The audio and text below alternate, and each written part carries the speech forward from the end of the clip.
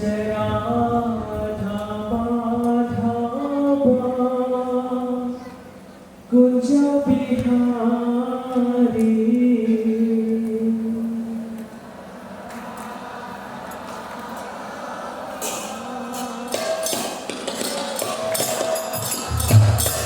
जय राधा जय कुंज बिहारी।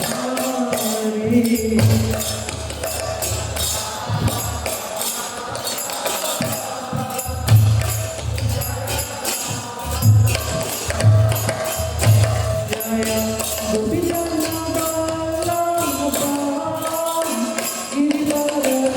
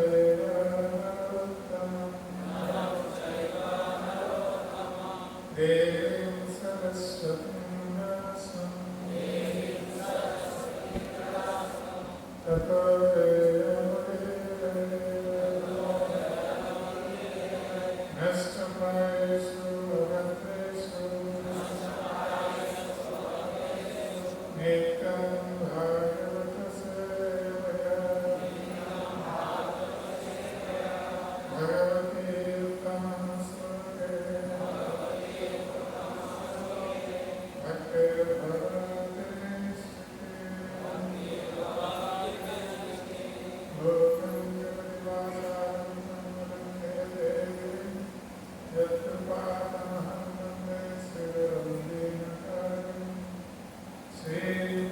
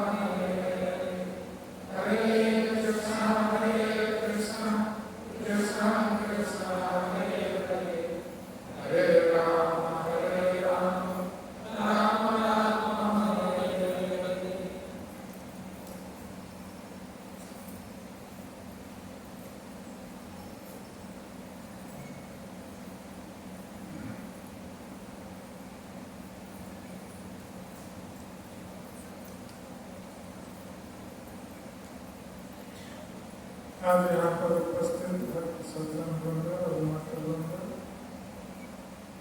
आज हम श्रीमद् भागवत के 11वें 17वां अध्याय श्लोक नंबर 27 का पाठ कर रहे हैं। तो जो लोग हिंदी भाषी हैं आप लोग अपने मोबाइल में देख सकते हैं। ये श्लोक number 11th canto 17th chapter text 27 और हम लोग श्रीमद् भागवत से ओडिया में पाठ करेंगे और जब प्रवचन करेंगे तो हिंदी में करेंगे। हम लोग से हिंदी भाषी लोग भी हैं।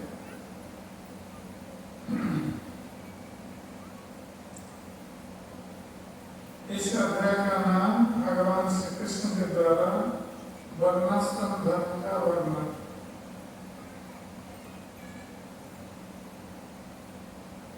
आचार्यं विजानीय नारमन्येतकैसे नामकरुद्धाश्वेत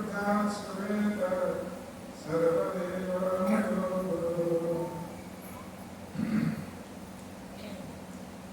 आचार्यं विजानीय नारमन्येतकैसे नामकरुद्धाश्वेत सर्वदेवमयो। आचार्यं विजानीय नारमन्येतकैसे नामकरुद्धाश्वेत सर्वदेवमयो। ईश्वर अनुवाद एवं भावार्थ प्रभुपाद के शिष्यों के द्वारा अनुवाद। मनुष्य निज गुरुदेवों को और स्वयं स्वरूप को स्वीकार करने उचित। गुरु को कौनसी प्रकार का अनादर परिवार उचित नहीं। तांको साधारण लोग को विवेचन करने अनुचित एवं तांका सहित ईर्षा व द्वेष रखा अनुचित। कारण से समस्त देवता का प्रतिनिधित्व करता है। भावार्थ এই শ্লোকটি চৈতন্য চরিতামৃতের মধ্যে অনুলিপি রয়েছে। কৃষ্ণ কৃপামূর্তি ওম বিষ্ণুপাদ পরমহংস পরিব্রাজকাচার্য অষ্টদশ श्री भक्तिवेदांत स्वामी प्रभुपाद इस श्लोकटिर भाष्य निम्न प्रकार प्रदान करिसें।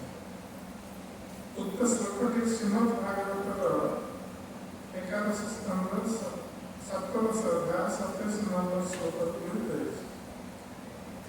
भगवान श्रीकृष्ण सेतबेले कहिथिले जेतेबेले श्री उद्धव तांको सामाजिक तथा आध्यात्मिक वर्णसंदर्भ संपर्क में प्रश्न करते सद्गुरु तत्वावधान ब्रह्मचारी किपरि आचरण करने उचित श्रीकृष्ण से संपर्क में उद्धव को विशेष भाव में उपदेश प्रदान करते गुरु केवल शिष्य प्रदत्त सेवार उपभोक्ता नहीं से तो पिता माता तुल्य कौन सी बालक जब निज पिता माता तत्वावधान बिना बड़ हो उत्तम मनुष्य हो पारे नहीं ठीक से भाव में सद्गुरु बिना तत्वावधान शिष्य भगवत भक्ति स्तर को उन्नीत हो पारि नथा गुरु को आचार्य बोली संबोधन करा आध्यात्मिक विज्ञान तत्वता बोली कहुई मन संहिता आचार्य कर्तव्य संपर्क में वर्णना कहुई सद्गुरु निज शिष्यर समस्त दायित्व ग्रहण करते एवं वैदिक ज्ञान सूक्ष्म तत्व को विचार पूर्वक शिक्षा देता एवं से द्वितीय जन्म प्रदान करता पारमार्थिक विज्ञान अध्ययन निमंत्रण दीक्षा ग्रहण उत्सव को उपनयन अर्थात गुरुंजर निकट अनुष्ठान जे गुरुंजर निकट को आसी पारे नहीं से यज्ञ पवित्र धारण करने को योग्य हो नथा एवं शूद्र बोली कहुई ब्राह्मण क्षत्रिय तथा वैश्य वर्ण लोक परिधान करपीत गुरु दीक्षार प्रतीक अटे केवल उच्च वंश जन्मलाभ कर धारण कर मूल्य नथा शिष्य जातिगत संस्कार करने गुरुंकर कर्तव्य एवं यही अनुष्ठान पर ही शिष्य को वेद शिक्षा प्रदान करा शूद्र कुल जात व्यक्ति सद्गुरु निकट को दीक्षा ग्रहण कर ब्राह्मणत्व लाभ कर कारण उपयुक्त शिष्य को ब्राह्मणत्व प्रदान करने अधिकार केवल सद्गुरु निकट में रही वायु पुराण में वर्णित होती जो व्यक्ति समस्त वैदिक सारतत्व को बुझीपारती एवं वेदर उद्देश्य व्याख्यान करते वेद निर्देशित विधि विधान को पालन करते एवं निज शिष्यगण को अनुरूप प्रकार कर्मस्थान निमित्त शिक्षा देते से सद्गुरु पदवश करुणा परमेश्वर भगवान निज गुरु पर प्रकाश करता गुरुदेव कार्यकलाप तथा आचरण भगवान के दिव्य सेवा अतिरिक्त अन्य किसी नथा सर्वोपरि से होती भगवान परम परिप्रकाश एपरी गुरुरूपी ऐकांतिक भक्तों शरण ग्रहण करने उचित कारण आश्रय विग्रह कहुई जदि कहीं निज को गुरु रूप में आत्मघोषित करुता परंतु भितर ईश्वर सेवार प्रवृत्ति नथा तेरे से जड़े अपराधी एवं तार ये अपराधी मनोवृत्ति गुरु पदवश अयोग्य सिद्ध कर सद्गुरु सर्वसर्वदा भगवान को शुद्ध भक्ति नियोजित होता यही लक्षण गुड़िक जो भगवान प्रत्यक्ष परिप्रकाश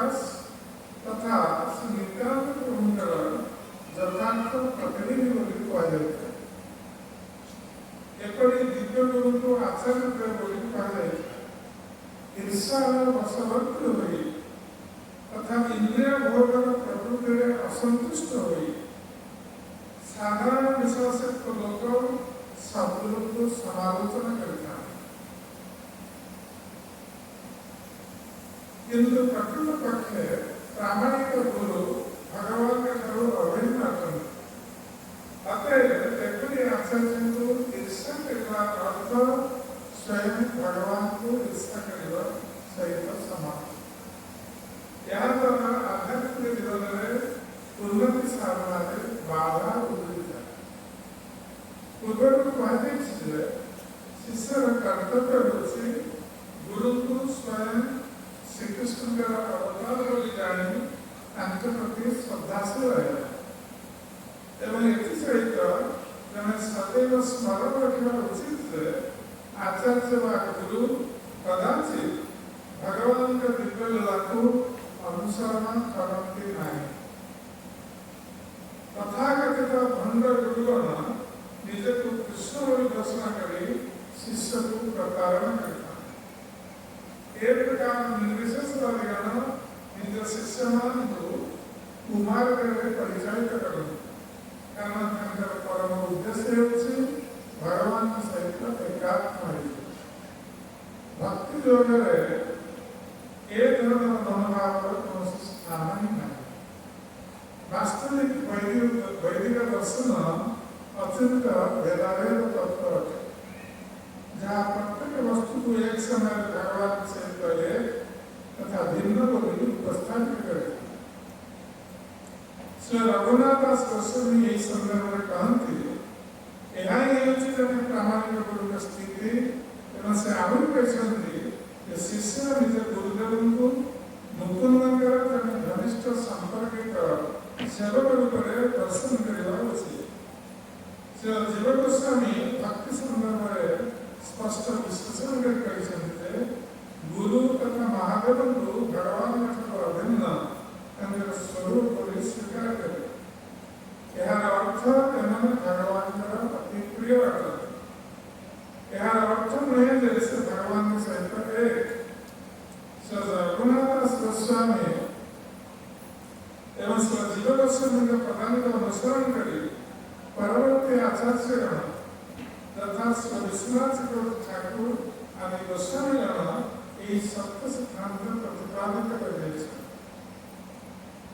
श्री गुरुदेव के स्तुतिगान पूर्वक श्री विश्वनाथ कहते समस्त धर्मशास्त्र गुरु को भगवान के ठाकुर एक अभिन्न बोली उपस्थापित करते कारण गुरु भगवान अत्यंत प्रिय अटल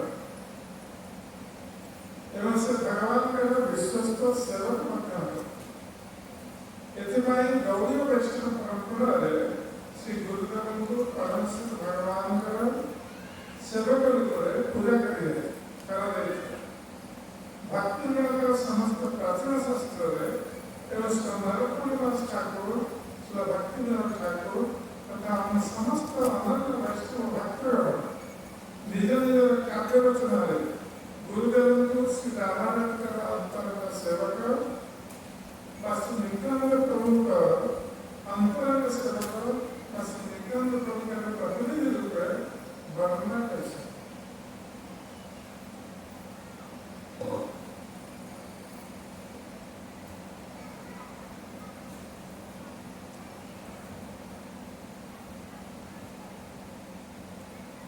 श्रीमद् भागवत के इस श्लोक में स्वयं भगवान श्री कृष्ण उद्धव जी को उपदेश करते हुए गुरु के महत्व के संबंध में वर्णन करते भगवान श्री कृष्ण जिस प्रकार भगवत गीता में अर्जुन को उपदेश दिया था और जिस भगवत गीता में सारे वैदिक सिद्धांत का सार नहीं है तो उसी प्रकार भगवान श्री कृष्ण अपने स्वभाव प्रत्यावर्तन करने से पहले उद्धव जी को ये गुड़ उपदेश प्रदान किए। उद्धव जी ने भगवान कृष्ण से प्रश्न पूछा था कि जीवन में मनुष्य किस प्रकार पूर्णता को प्राप्त हो सकता है।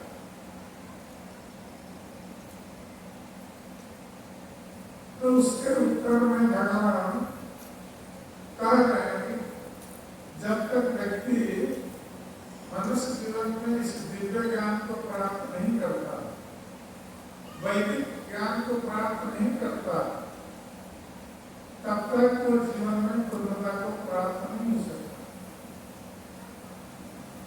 तो वैदिक ज्ञान जब हम कहते हैं, वैदिक ज्ञान अर्थात वेदों का ज्ञान। तो वेदों का जो ज्ञान है, भगवान कृष्ण भगवत गीता में कहते हैं कि वेदेश सर्वे अहम एव वेद्यः। समस्त वेदों में मैं ही केवल जानने योग्य हूँ। यदि कोई वेद अध्ययन करता है किंतु कृष्ण को नहीं जानता, ऐसे बहुत सारे लोग हैं जो वेद को अध्ययन करते हैं किंतु भगवान कृष्ण को ही नहीं मानते। तो भगवान कृष्ण कहते हैं कि उनका वेद अध्ययन वृथा, केवल समय का अपचय न करो, समय नष्ट कर दो। तो वेद अध्ययन का उद्देश्य भगवान कृष्ण को जानना और कृष्ण को जानकर उनकी भक्ति करना, ये वेद अध्ययन का उद्देश्य है। इसलिए भगवत गीता में भगवान कृष्ण ने यद्यपि कर्म योग, ज्ञान योग, ध्यान योग, भक्तियों के बारे में बताया, किंतु सबसे अधिक महत्व उन्होंने भक्ति योग को प्रदान किया। और भगवान कृष्ण कहते हैं भक्त्या मन भी जाना, केवल भक्ति की विधि से ही मुझे जाना जा सकता है। और ये भक्ति की विधि, भगवान के संबंध में ज्ञान, ये कौन प्रदान कर सकता है? तो भगवान इसको कहते हैं तद्विधि प्रतिपादन परिप्रश्न सेवया उपदेक्षित ज्ञानम ज्ञानी प्रदर्शन। कि इस गुह्य ज्ञान, ये दिव्य ज्ञान, ये केवल तत्वदर्शी गुरु से ही प्राप्त किया जा सकता है। और जो अर्थात जो गुरु इस दिव्य तत्व को जानता है, भगवत तत्व को जानता है, भगवान को प्राप्त करने की विधि को जानता है, और केवल जानता नहीं, अपने जीवन में स्वयं आचरण भी करता है। जिस गुरु का जीवन केवल भगवान कृष्ण की सेवा के लिए पूर्ण रूप से समर्पित है, जिसके जीवन में अन्य कोई भी भौतिक अभिलाषा नहीं, ऐसे गुरु जो भगवान की भक्ति में लगा हुआ है, शुद्ध भक्ति में, उसकी कोई भौतिक कामना नहीं है, और वो कृष्ण तत्व देता है, कृष्ण के तत्व को जानता है, वही दूसरों को दिव्य ज्ञान प्रदान कर सकता है, और वही गुरु या आचार्य बन सकता है। जो गुरु तत्व ज्ञान को नहीं जानता है, कृष्ण तत्व को नहीं जानता और स्वयं आचरण भी नहीं करता, तो वो गुरु होने योग्य है। इसलिए भगवान कृष्ण बार बार गुरु ग्रहण के ऊपर महत्व प्रदान कर रहे हैं, और इसकी शिक्षा देने के लिए भगवान कृष्ण जब अवतरित हुए थे इस भौतिक संसार में, तो जो भगवान स्वयं जगत गुरु है, सारे जगत के गुरु है, और ये दिव्य ज्ञान भगवान कृष्ण से ही आता है, और भगवान कृष्ण से ब्रह्मा ये ज्ञान को प्राप्त करते हैं और ब्रह्मा अपने पुत्रों को ये ज्ञान प्रदान करते हैं। इसलिए कृष्ण जगत के गुरु हैं, सारे दिव्य ज्ञान के व्यक्ता है, उन्हीं से ज्ञान आता है।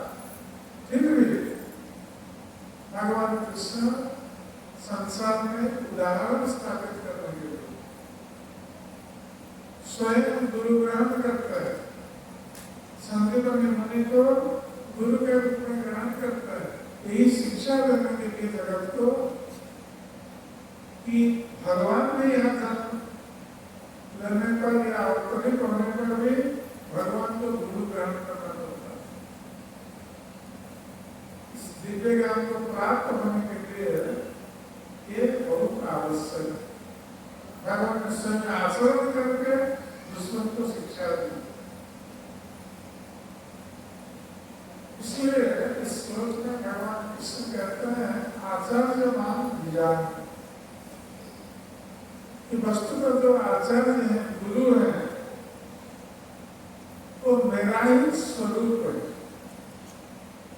क्योंकि आचार्य और गुरु मेरा ही कार्य करता है। जो ज्ञान में जगत को प्रदान करता है, जगत के कल्याण के लिए। और भगवान ये ज्ञान क्यों प्रदान करते हैं?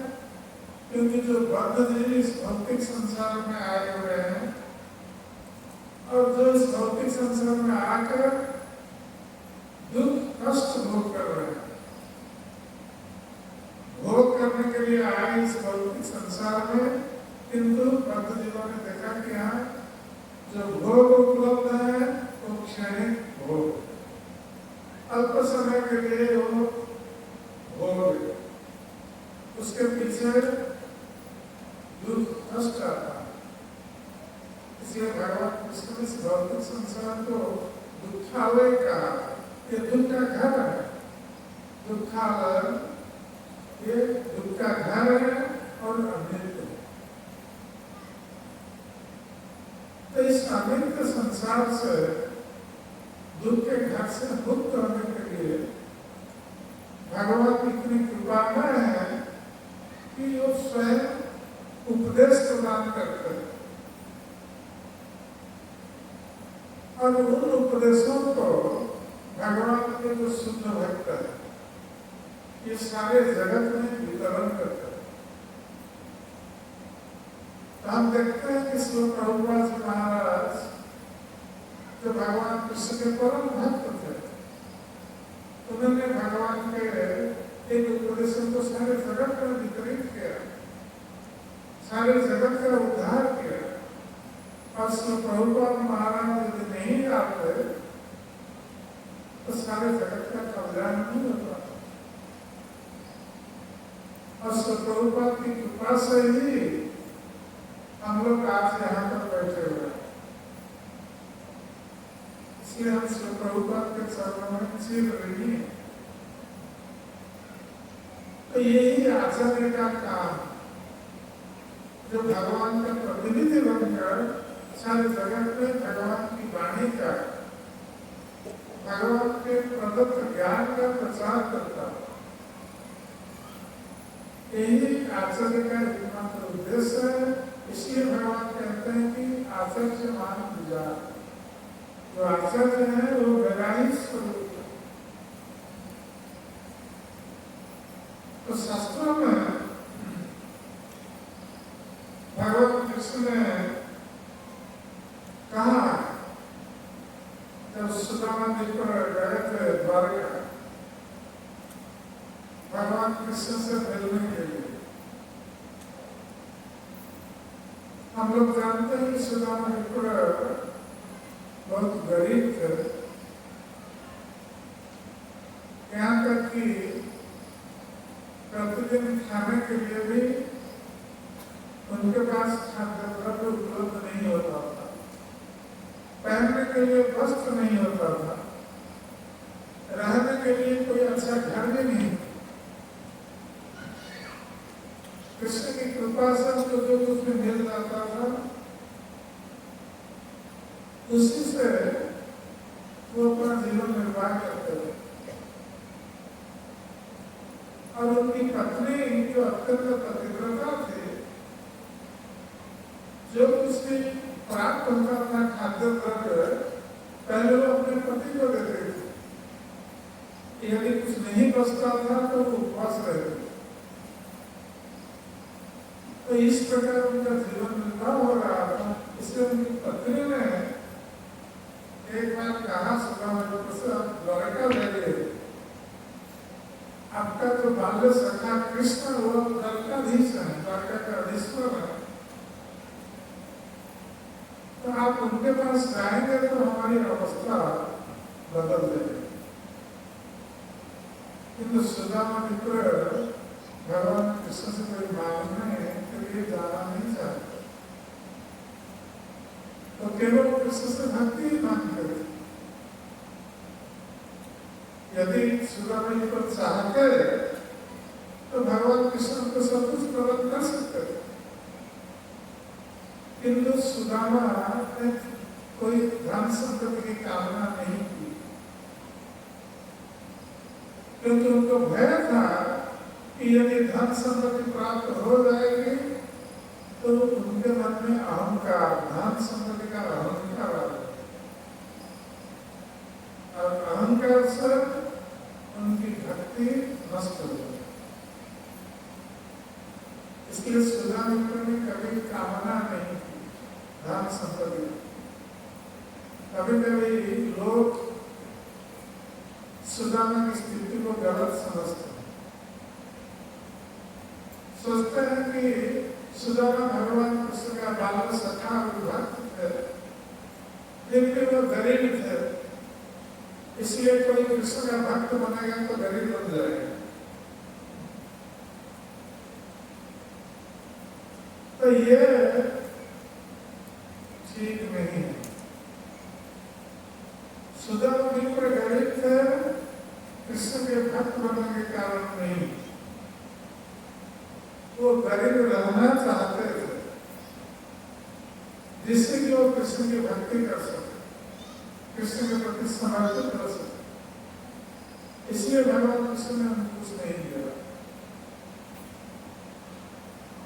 तो जब उनकी पत्नी ने भेजा सुदामा को द्वारका के लिए, तो सुदामा मित्र इसलिए गए थे कि अपने बाल सखा कृष्ण का दर्शन हो जाए, कि कोई धन मांगने नहीं गए थे सुदामा मित्र, यद्यपि उनकी पत्नी की इच्छा रही। सुदामा मित्र इसलिए राजी हुए कम से कम उनके बाल सखा का दर्शन तो हो जाए।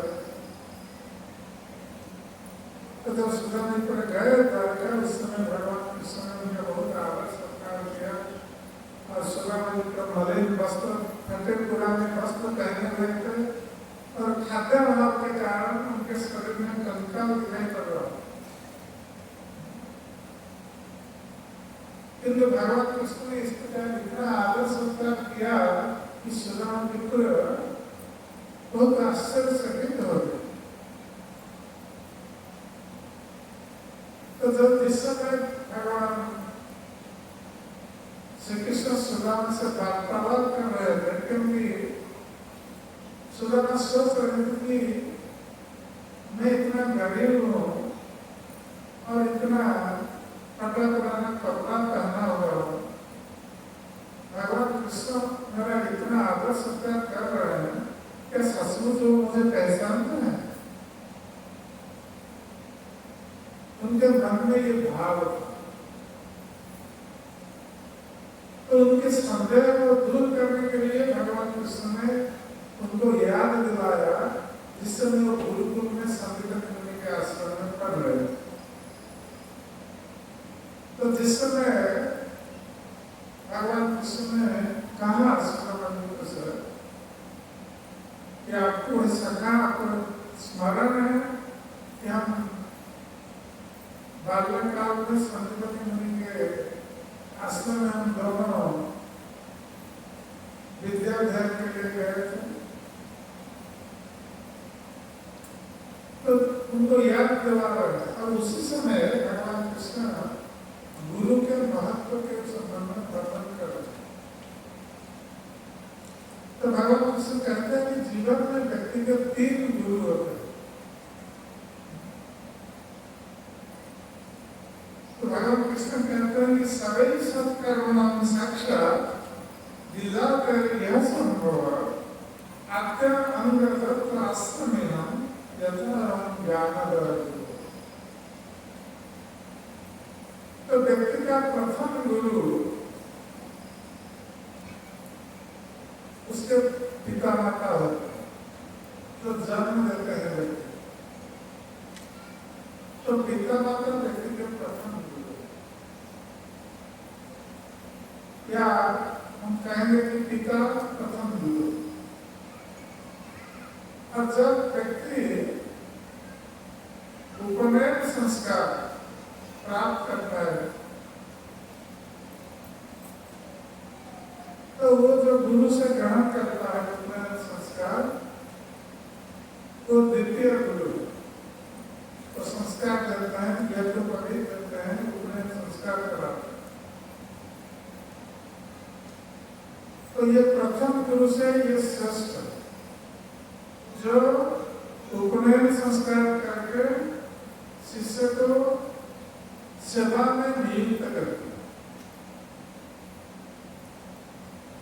ये द्वितीय गुरु,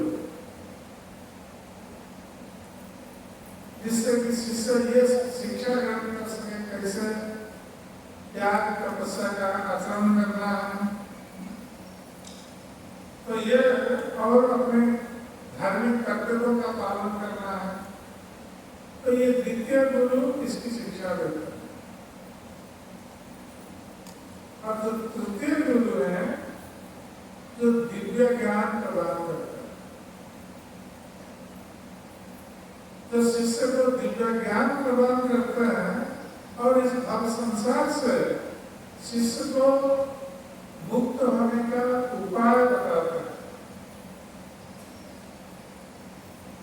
तो ये तृतीय गुरु और ये सर्वश्रेष्ठ गुरु और वही आचार्य है जो व्यक्ति को दिव्य ज्ञान प्रदान करके इस भाव संसार के दुखों से सदा के लिए मुक्ति का मार्ग प्रदर्शन कर सकता है। तृतीय गुरु इसलिए ज्ञानद गुरु कहा गया, जो दिव्य ज्ञान प्रदान करता है। तो भगवान कृष्ण कहते हैं अहम यथा अहम ज्ञानद गुरु, ये ज्ञानद गुरु मेरा स्वरूप है। इस प्रकार मैं इस ज्ञान को प्रदान करता हूँ जगत के कल्याण के लिए, उसी प्रकार ये ज्ञानद गुरु जो है जो ज्ञान प्रदान करते हैं तो मेरे समान। पुनः तो भगवान कृष्ण कहते हैं कि आचार्य मान मिलानीय न अवमन्य कहे। तो इस प्रकार जो आचार्य है कभी भी इस आचार्य की अवमानना नहीं करनी चाहिए। पहले भगवान ये स्थापित कर रहे हैं कि जो आचार्य गुरु है मैं हूँ, मैं ही गुरु के रूप में आता हूँ, और इस प्रकार के गुरु की आचार्य की अवमानना नहीं करनी चाहिए। इस प्रकार भगवत गीता में भी भगवान कहते हैं तद्विधि प्रणिपात परिप्रश्न सेवया। तो व्यक्ति को गुरु के पास जाना है नम्रता पूर्वक, अपने अहंकार को त्याग करके। हमारे मन में जो भौतिक अहंकार है, जन्मेश्वर सुतश्री का अहंकार, उच्च गुरु में जन्म, धन संपत्ति का अहंकार, विद्वता भौतिक ज्ञान का अहंकार और सौंदर्य का अहंकार, इसको त्याग करके गुरु के पास जाना। व्यक्ति प्रणिपातपूर्वक गुरु के सामने जा सकता है, अपने को अत्यंत नीच दीनहीन मानकर। तो भगवत कृष्ण कहते हैं तद्विधि प्रणिपातेन परिप्रसेन सेवया, और गुरु की सेवा करनी चाहिए।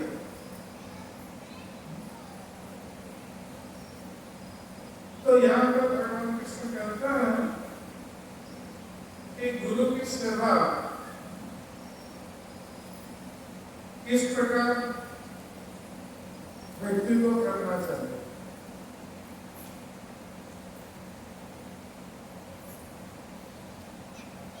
तो भगवान कृष्ण कहते हैं कि नाम इच्छा प्रदाति धाम तपस उपसमेन दूसरे सर्वभूतात्मा गुरु शुश्रूषया देता है।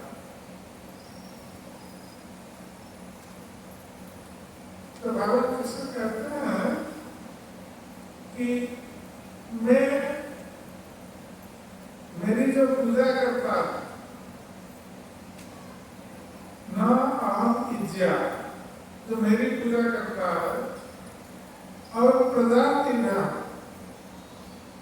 जो दीक्षा संस्कार लेता है, तपस्या आचरण करता है, धार्मिक अनुष्ठान करता है, मैं उसके ऊपर उतना संतुष्ट नहीं होता हूँ। न अहम तुझसे, मैं उतना संतुष्ट नहीं होता हूँ जिस प्रकार, जबकि मैं सर्वभूतात्मा सभी के हृदय में परमात्मा के रूप में निवास करता हूँ, फिर मैं उतना संतुष्ट उस व्यक्ति के ऊपर नहीं होता हूँ जो दीक्षा ले चुका है, कार्य तपस्या आचरण करता है, किंतु गुरु की सेवा नहीं करता। तो भगवान कहते हैं कि गुरु शुश्रूषया देता है। तो जब शिष्य या भक्त गुरु की सेवा करके गुरु को संतुष्ट करता है, उससे मैं जितना संतुष्ट होता हूँ, कोई मेरी पूजा करता है, मेरी उपासना करता है, धार्मिक अनुष्ठान आदि करता है, मैं उससे उतना संतुष्ट नहीं होता। तो इसके भगवान इस श्लोक में कहते हैं कि आचार्य मान पूजा, इसलिए आचार्य को मेरे समान मानकर और कभी भी आचार्य की अवमानना नहीं करनी चाहिए। न भक्त बुद्धि असूयेत,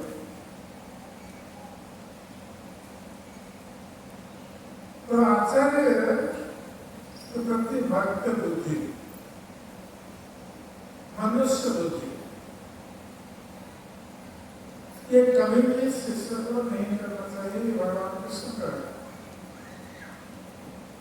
क्योंकि गुरु आचार्य ये आते हैं भगवान का आदेश पालन करने के लिए और जीवन को उद्धार करने। तो भगवान के कार्य करते हैं गुरु और आचार्य, भगवान के प्रतिनिधि हैं। ये जगत के कल्याण के लिए ये गुरु आचार्य को भगवान भेजते हैं। तो इस प्रकार तो गुरु आचार्य में उनके प्रति भक्त बुद्धि नहीं करना चाहिए कि वो हमारे समान एक साधारण मनुष्य है, इसलिए वो जो बोलते हैं हमें उनका आदेश पालन करने की कोई आवश्यकता नहीं है। यदि ऐसा कोई सोचता है तो वो अपराध कर बैठता है। जैसे हमारा तृतीय नंबर नाम अपराध, गुरु की आज्ञा का अवज्ञा करना और यार वो साधारण मनुष्य समझ। तो भगवान कृष्ण वही बात कर रहे हैं श्लोक में, न भक्त बुद्धि मनुष्य, और कभी भी ऐसे गुरु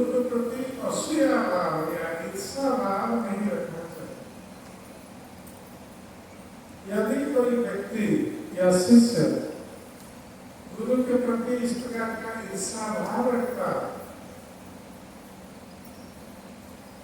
तो उससे उसकी भक्ति नष्ट हो जाती है, तो भक्ति मार्ग में आगे नहीं बढ़ सकता। इसलिए कभी भी गुरु के प्रति असूया भाव, ईर्षा भाव नहीं रखना चाहिए। ये शिष्य का परम कर्तव्य होता है जो भगवान का है, क्योंकि गुरु सर्वदेव में है, अर्थात सारे देवताओं का निवास स्थान। वो कैसे? क्योंकि भगवान सभी को, सारे देवताओं को अपने हृदय में धारण करते, और जो गुरु है, भक्त है, वो भगवान को हृदय में धारण करता है। इसलिए गुरु के हृदय में सारे देवता भी अधिष्ठान करते हैं, सर्वदेव में। तो इस प्रकार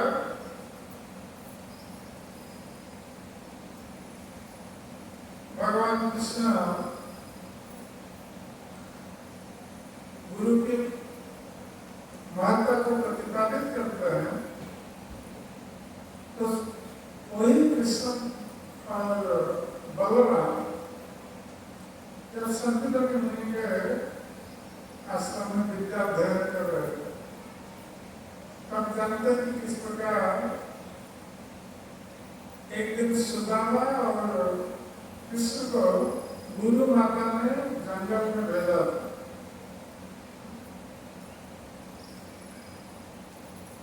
कुछ लकड़ी लाने के लिए, क्योंकि उस समय गैस नहीं था, तो लकड़ी से भोजन बनाते थे। तो गुरु माता ने भेजा सुदामा और भगवान कृष्ण को। तो कृष्ण और सुदामा गए थे जंगल लकड़ी संग्रह करने, किंतु जब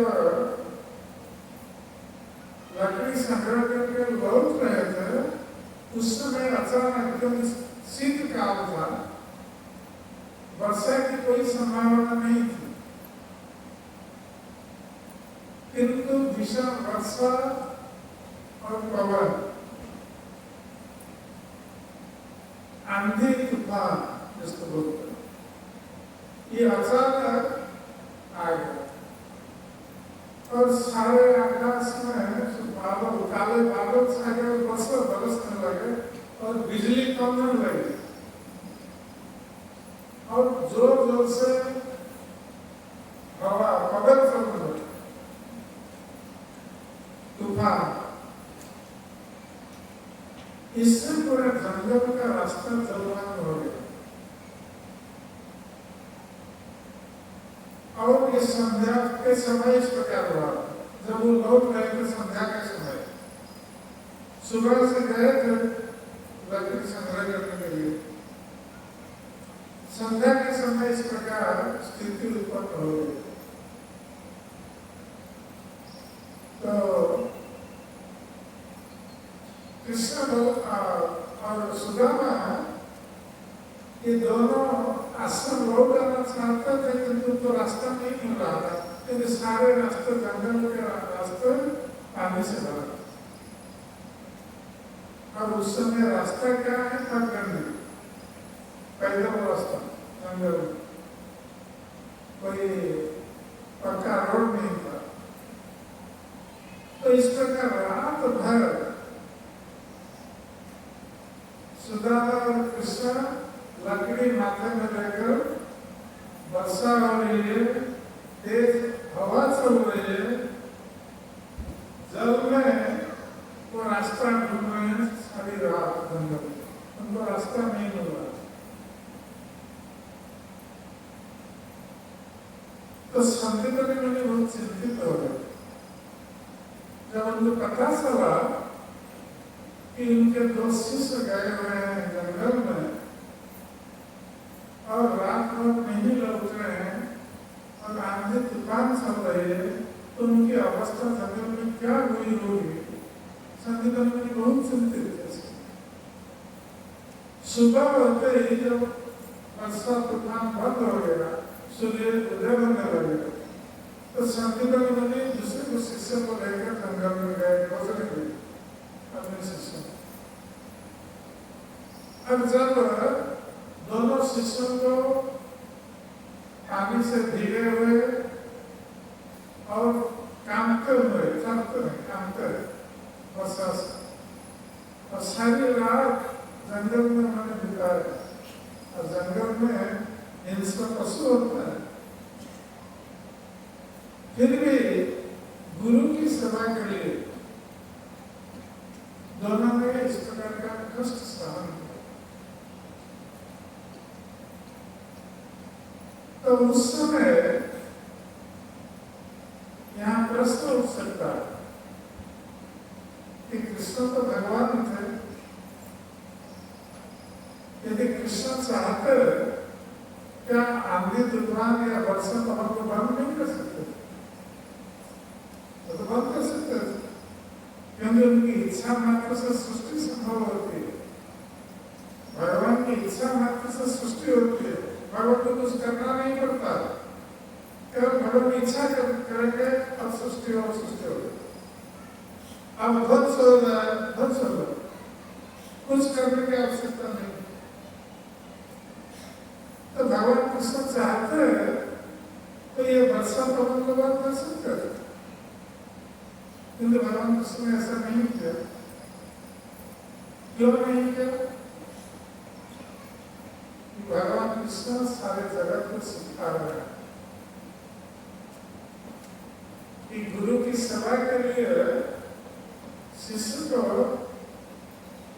इतना कष्ट उठाना चाहिए और साहस आनंद पूर्वक वो कष्ट उठाना चाहिए। भगवान कृष्ण स्वयं कष्ट उठा करके शिष्य के रूप में सारे जगत को शिक्षा दे रहे हैं। इसलिए संदीपन मुनि ने जब दोनों को देखा इस अवस्था में, तो बहुत प्रसन्न हुए उनकी सेवा भाव को देखकर। और संदीपन मुनि ने उस समय कहा था कि ये तब एवं ही तब शिष्य कर्तव्यम गुरु स्तुतम्, कि जीवन में जो सत शिष्य है, जो असत शिष्य है, उसके बारे में नहीं कह रहे। असत शिष्य गुरु के आदेश को नहीं मानता, गुरु की सेवा नहीं करता, किंतु सत शिष्य। तो संदीपन मुनि कहते हैं कि जो सत शिष्य है उसका गुरु के ऋण से मुक्त होने के लिए उसका यही कर्तव्य है। क्या कर्तव्य? यद वै विशुद्ध भावेन सर्वथा समर्पणम गुरु, सर्वथा आत्मर्पण गुरु। तो जो सत शिष्य है गुरु की सेवा के लिए